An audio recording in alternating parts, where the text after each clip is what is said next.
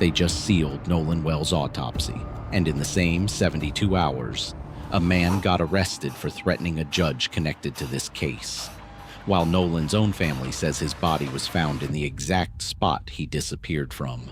This is everything that's happened in the last 3 days. They say Nolan's body was found in the same location where they say they left him at.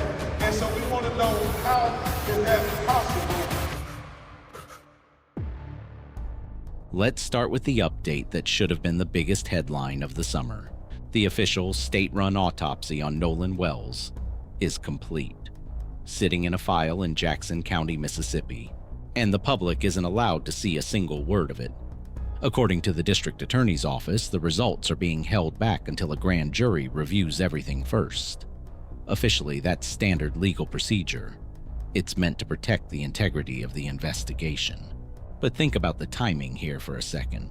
Weeks of public pressure, weeks of theories, protests, and a family standing in front of cameras demanding answers. And the exact moment an actual scientific answer exists, it gets sealed behind a locked door. That's not closure. That's the state handing the entire country a cliffhanger it didn't ask for. Now, to be fair, the district attorney's office has actually defended this decision publicly.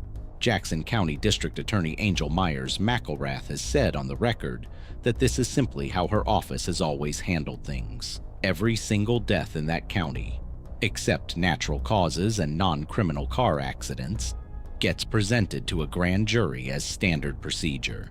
Not because this case is unusual, because according to her, it's actually routine. So which is it? Is this sealed autopsy just normal legal process playing out exactly like it always does? Or is it a case getting special, cautious treatment because of how much national attention it's drawing? Here's the honest answer. Both explanations are plausible. Standard procedure and intense scrutiny aren't mutually exclusive. But when a case has already fueled this many competing theories, we always do it this way, doesn't automatically calm anybody down. It just becomes one more thing people have to decide whether to trust. Here's what almost nobody outside a few outlets picked up on, and it might be the single most important detail in this entire case right now. Nolan's family didn't wait around for the state. They paid for their own independent autopsy. That result came back with one word: undetermined. Undetermined isn't the shocking part. This is. Reports say the independent medical examiner was not able to examine Nolan's throat and larynx. Reportedly could not, because those areas may have been retained by the state for additional testing. Sit with that for a second. If this was a simple, tragic drowning, why would investigators need to hold on to a teenager's throat for extra examination? That single fact is the difference between he slipped, fell, and drowned, and something that needed a much closer look at the exact part of the body connected to both breathing and to strangulation. I want to be careful here. Nobody has confirmed foul play. I'm not telling you what happened. I'm telling you what's actually been reported and what that silence is doing to this case. Because right now it's raising far more questions than it's answering.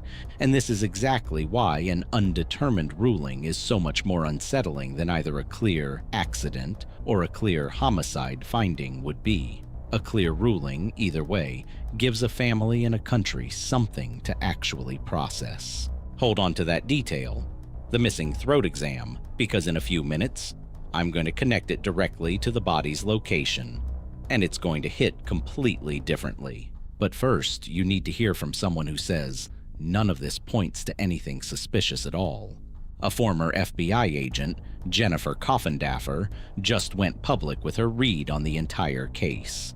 Her conclusion, after reviewing the available surveillance footage, witness statements, Coast Guard communications, and the riptide conditions around Horn Island that day, she believes the evidence points toward a tragic accident, not foul play. Well, with what we know, in other words, review of all the surveillance information we have, with actually getting to hear from one of the witnesses, one of his best friends that was there throughout, calls that were made, Coast Guard contact, as well as the riptide situation in that area, seems to be an accident. That's a serious, trained voice. Someone whose entire career was built on reading exactly this kind of evidence. But here's the line that should stop you cold. Even she didn't fully close the door. In her own comments, she said she doubts what's publicly known will end up being the complete truth, and that more details could still surface. Read that again.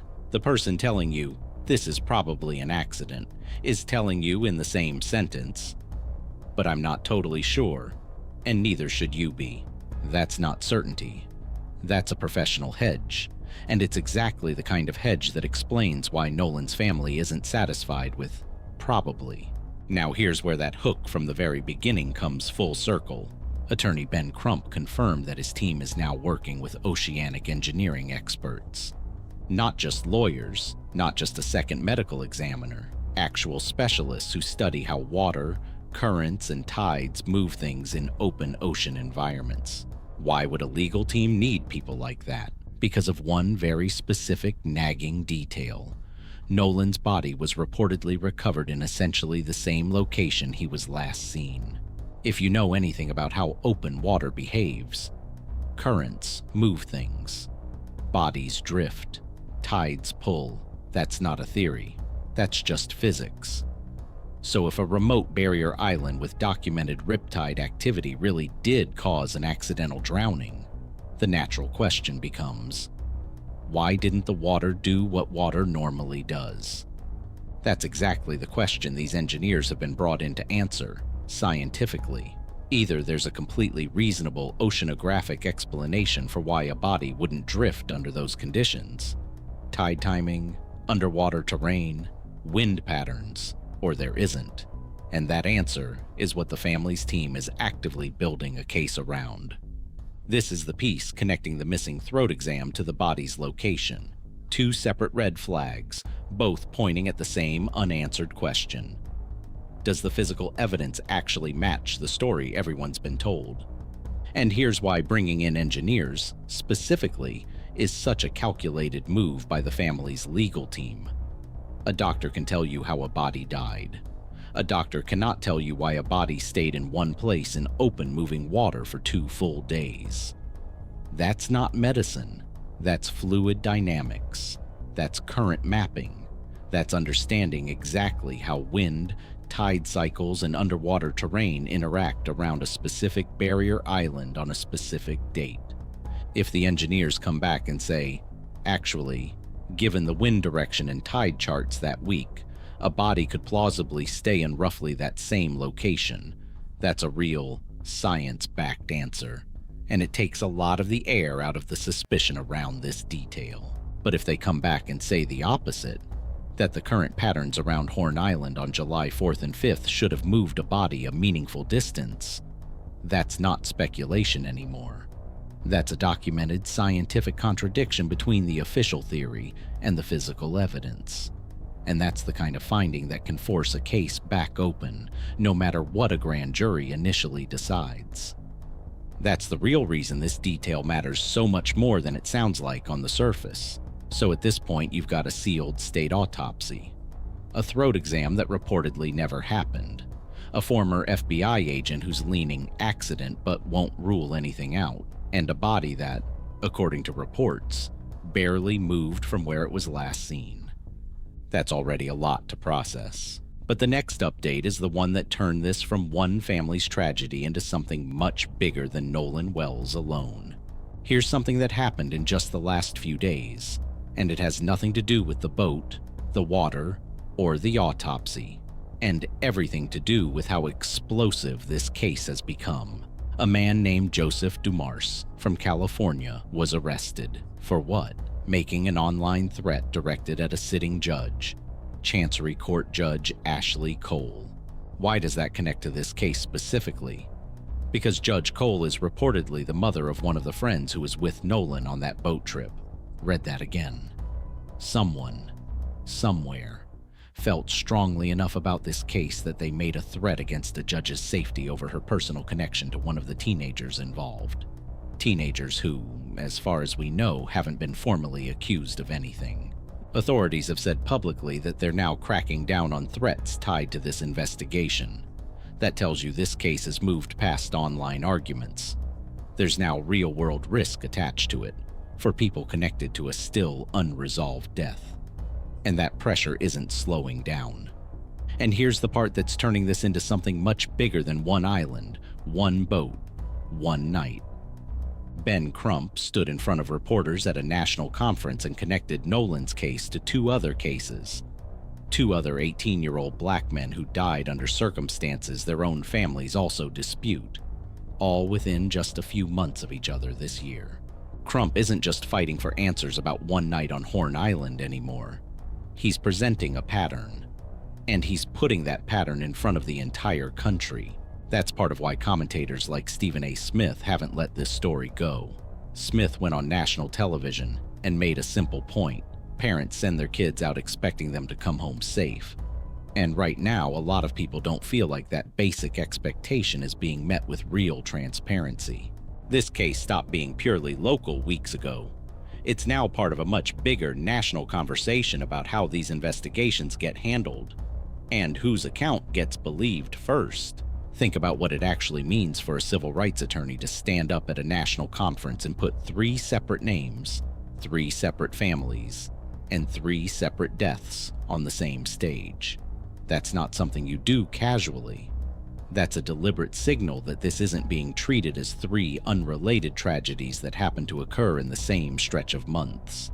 It's being framed as a trend worth national scrutiny. And once a case gets framed that way, the pressure on investigators, prosecutors, and grand juries to get every detail right multiplies significantly. Every decision made in the Wells case from this point forward isn't just about Wells anymore. It's a test case for how seriously these other families' concerns will be taken too. That's a lot of weight sitting on one grand jury in one Mississippi county. Before you go anywhere, because this is the part people search for after they finish watching, let's lay out exactly where this case is standing. Today, with everything we've covered, about 60 witnesses have now been interviewed. The official autopsy, completed but sealed, waiting on a grand jury. The independent autopsy, undetermined, with a key body part reportedly unexamined. A former FBI agent, leaning toward accident, while admitting she's not fully certain. Nolan's legal team, actively bringing in ocean engineers to test the foundation of that accident theory. A man in custody for threatening a judge tied to the case. And a grand jury still deciding whether anyone will ever face charges at all. Every single one of these threads is still active. Every single one could shift within weeks. So here's the real question nobody's asking loud enough. If this really was just a tragic accident, why does every new update make the story more complicated instead of less? Why lock away the one autopsy that could settle it the moment it's finished? Why bring in ocean engineers if the current explanation already made physical sense? Why is a judge now dealing with threats over her connection to this case? Every single piece we covered today points in the same direction. This case is not slowing down. It's accelerating. I'll be tracking every one of these threads. The grand jury's decision, the engineering report, all of it. If you want to be first to know what happens next in the Nolan Wells case, hit subscribe right now, because based on everything we just covered, this is nowhere near finished.